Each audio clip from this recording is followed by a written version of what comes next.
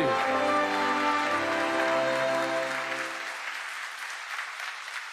Welcome. In 1949, the leaders of 12 countries, including President Truman, came together in this very room.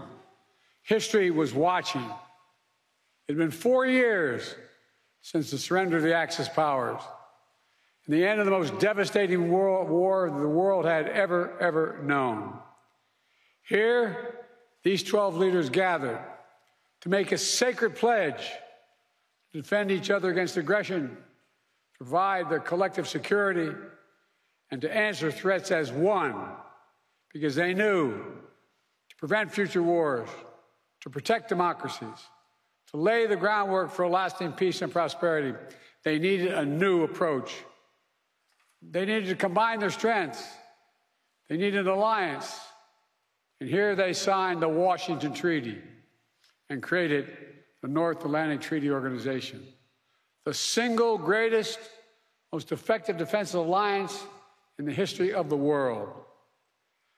Mr. Secretary General, leaders of NATO countries, foreign and defense ministers, representatives from partner nations and the European Union, and members of Congress, distinguished guests, welcome, welcome to the 2024 NATO Summit. It's a pleasure.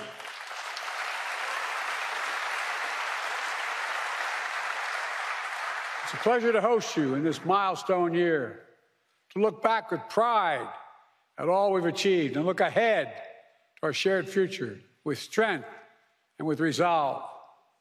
Together, we rebuilt Europe from the ruins of war, held high the torch of liberty during long decades of the Cold War. When former adversaries became fellow democracies, we welcomed them into the alliance. When war broke out in the Balkans, we intervened to restore peace and stop ethnic cleansing. And when the United States was attacked on September 11th, our NATO allies, all of you, stood with us, invoking Article 5 for the first time in NATO history, treating an attack on us as an attack on all of us. A breathtaking display of friendship that the American people will never, ever forget.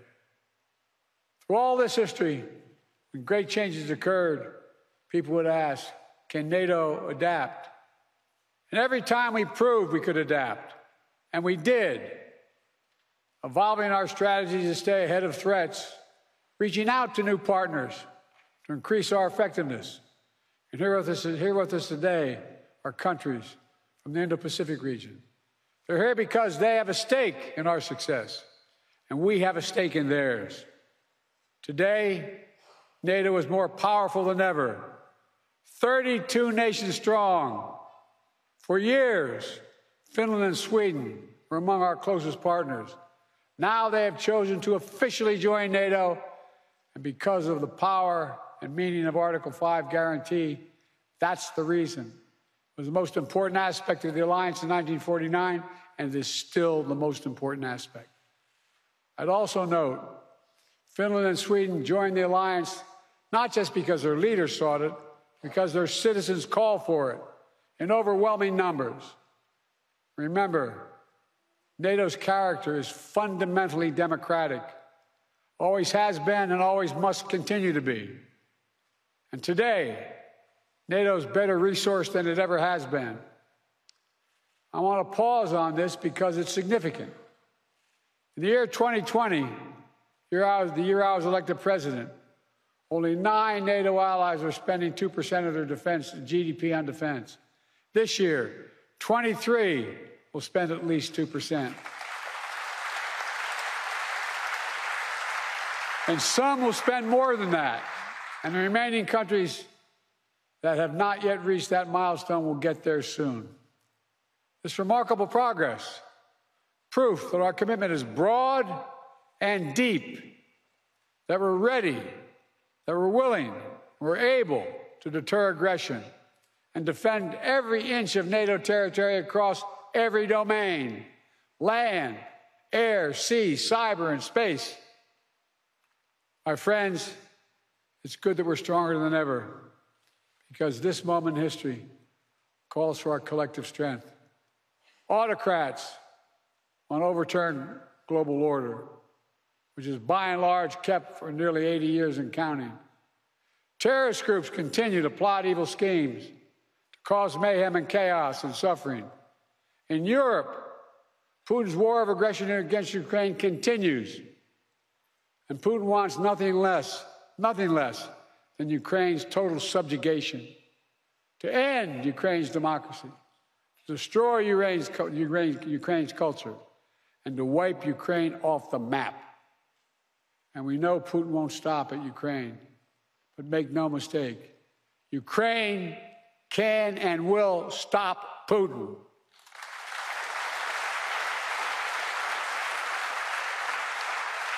Especially with our full collective support. They have our full support.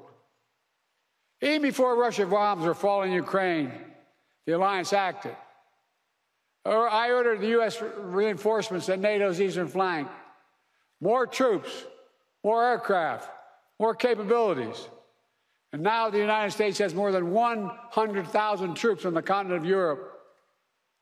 NATO moves swiftly as well, not only reinforcing the 4 existing battle groups in the east, but also adding 4 more in Bulgaria, Hungary, Romania, and Slovakia, essentially doubling NATO's strength on the eastern flank. Together, we've built a global coalition to stand with Ukraine. Together, we provided significant economic and humanitarian assistance. And together, we've supplied Ukraine with weapons it needs to defend itself. Tanks, armored fighting vehicles, air defense systems, long-range missiles, and millions of munitions. The United States and nearly 24 allied partners have signed bilateral security agreements with Ukraine. And more countries will follow. Today, I'm announcing the historic donation of air defense equipment for Ukraine. The United States, Germany, the Netherlands, Romania, and Italy will provide Ukraine with the equipment for 5 additional strategic air defense systems. And in the coming months, the United States and our partners intend to provide Ukraine with dozens of additional tactical air defense systems. The United States will make sure that when we export critical air defense interceptors, Ukraine goes to the front of the line.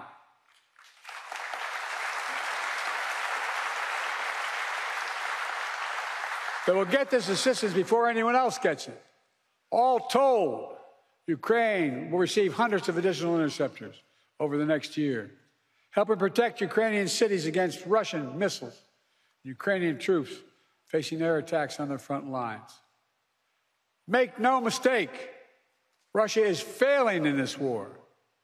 More than 2 years into Putin's war of choice, his losses are staggering. More than 350,000 Russian troops dead or wounded. Nearly 1 million Russians, many of them young people, have left Russia because they no longer see a future in Russia. And Kyiv, remember, fellas and ladies, supposed to fall in 5 days, remember? Was still standing 2.5 years later and will continue to stand.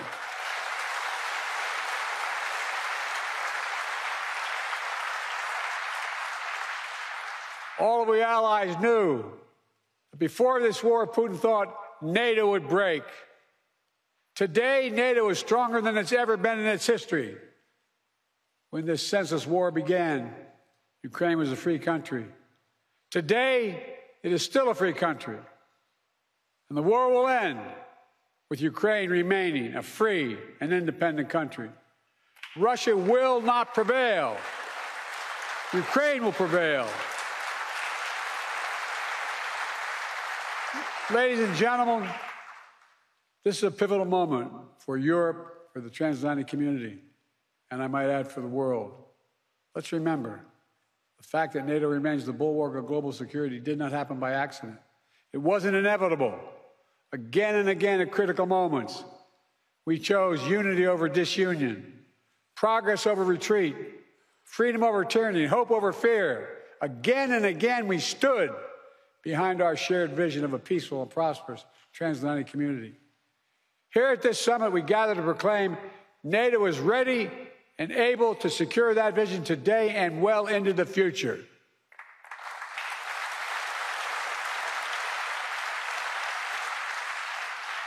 Let me say this.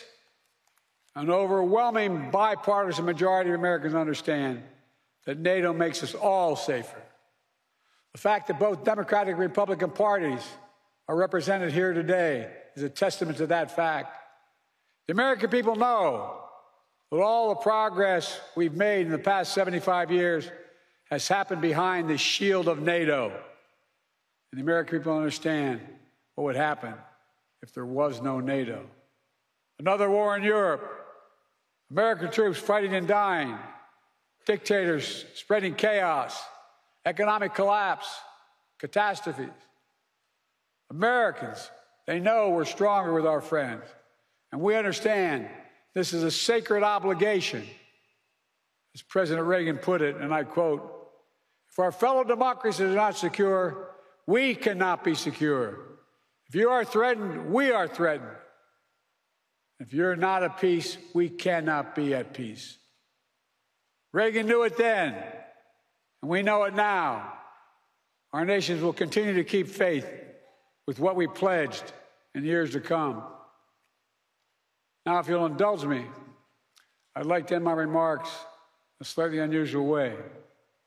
NATO is an alliance of nations, but also made up of leaders. And one person in particular has done an extraordinary job leading NATO for the last decade. Secretary General Stoltenberg, would he come forward?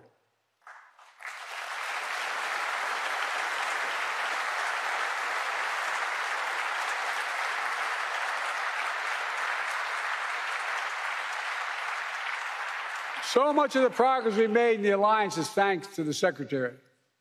He's a man of integrity and intellectual rigor, a calm temperament in a moment of crisis, a consummate diplomat who works with leaders across the political spectrum and always finds a way to keep us moving forward. Secretary, you've guided this alliance through one of the most consequential periods in its history. I realize, I was talking to your wife, I personally asked you to extend your service.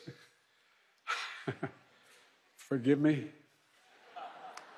And you put your own plans on hold. When the Russian war in Ukraine began, you didn't hesitate. Today, NATO is stronger, smarter, and more energized than when you began. And 1 billion people across Europe and North America, indeed the whole world, will reap the rewards of your labor for years to come in the form of security, opportunity, and greater freedom.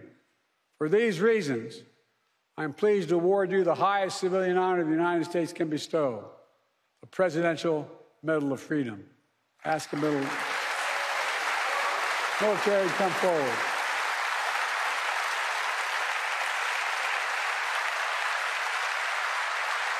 And ask him to read the citation.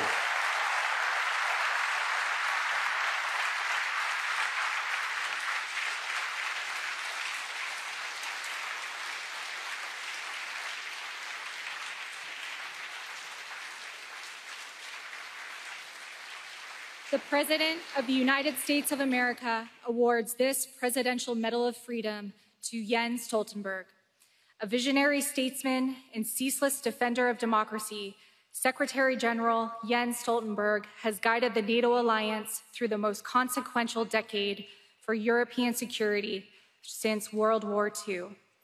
When Vladimir Putin launched his brutal assault on the people of Ukraine, betting that NATO would break, Secretary General Stoltenberg proved him wrong. Under his stewardship, NATO has become stronger and more united than ever, and Americans for generations to come will benefit from the safer world he helped create. He demonstrates that the core truth of the alliance is as powerful now as it was 75 years ago. Together, we are stronger.